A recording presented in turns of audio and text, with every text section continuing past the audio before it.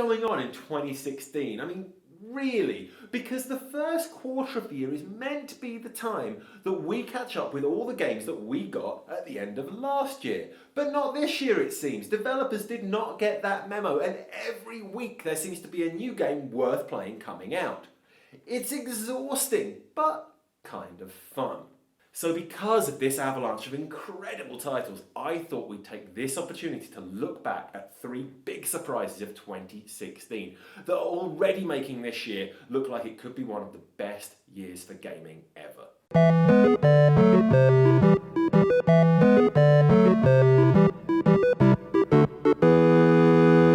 Okay, so while a lot of games surprised me in 2016, none have shocked me as much as Lost in Harmony, which came out at the tail end of January and completely dominated my time for the rest of that month. It's a title that packs in so much style and variety that it's hard to define exactly what kind of game it is. Perhaps the most obvious inspiration is the endless runner genre. Your skateboarding character Kaito automatically accelerates towards the screen as you try to avoid and leap over the obstacles that are flying at you from all sides. Here is where the more artistic indie elements come in, with each area drawing inspiration from a range of periods and art styles to give the action the look of a pop-up book filled with a collage of images drawn from any magazines the developers could get their hands on. Finally, there's the music, and this is perhaps what sets Lost in Harmony apart. It uses orb-tapping gameplay that fans of Otsutake Uden and Elite Beat agents will instantly recognise, but slides it in unexpectedly during each round. Thus, while you're dodging the various incoming missiles, motorbikes and bears that are chasing Kaito, you'll suddenly notice orbs filling the screen that demand your attention. This hugely mixes up the gameplay mid-level, while also synergizing all of the different elements of gameplay and focusing your attention on the wonderful remixes of classical arrangements. I cannot stress enough that if you missed this iOS game when it first came out, you should grab it now, particularly as it's also now available on Android. The Witness was a game that intrigued me from when it was first announced in 2009. But in my mind, its success and quality were always a little bit in question. The game's developer, Jonathan Blow, had only released one game previously, and that was Braid.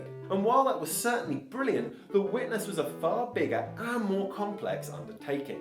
So, with almost 3 years between the game's announcement and release, I had become incredibly dubious about this first-person puzzle game. But all of these fears were laid to rest the moment I started playing. You walk about a beautiful, colourful island, finding a variety of grid-shaped puzzles. The goal of each of these is simple, in theory.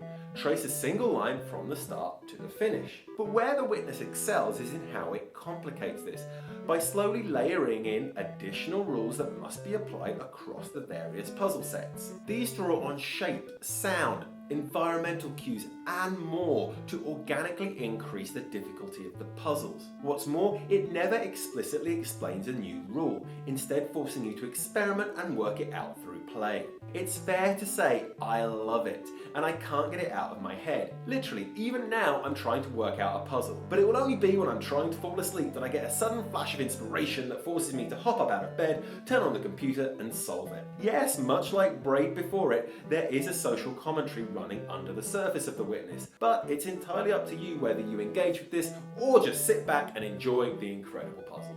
Firewatch is a game that I already firmly believe belongs on any game of 2016's list.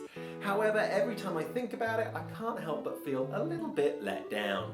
In some ways it came out of nowhere, because despite looking great when it was shown at E3, there seemed to be little known about this game from the new developer Camposanto. What eventually arrived was a visually beautiful narrative adventure game with brilliant writing and voice direction. You play as Henry, a firewatcher in Wyoming National Park, and live out the events of the summer there. All you really have to do during this time is keep an eye out for fires in the sun-baked woodland, but in the isolation of the forest, events start to unfurl around you that leave you constantly wondering if it all is as it should be. I say in isolation because you are alone through all of this 4-hour or so adventure, with your only communication and companionship being through a two-way radio with another firewatcher named Delilah. The two characters bounce off each other so convincingly that you actually start to worry in how you respond to her. It's a natural friendship that gets you invested in her opinion of you, which is something games truly struggle to achieve. The only problem is I found the last half hour underwhelming. In part, this was due to my own curiosity breaking Firewatch's spell, as I searched areas for more information even during dramatic high-tension moments. But it was also due to a rather unsatisfying conclusion to all of the story's various twists and turns that just left me feeling deflated. But that was just me, and I personally feel you owe it to yourself to find out if you'll have the same experience. Okay, so those are 3 big surprises of the first 6 weeks of 2016, but there are plenty of other titles that are also coming together to make this look like a fantastic year for gaming, including XCOM 2, Unravel, Layers of Fear, Tomb Raider, which only just came out for PC, and Homeworld, The Deserts of Karakar.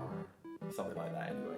But if you can think of any other fantastic games that I missed from 2016, or think of a year in gaming that was this good by mid-February, be sure to let us know in the comments. I'll be back with Click Swipe Play and another 3 games next week. Be sure to subscribe so you don't miss that, and I'll see you then.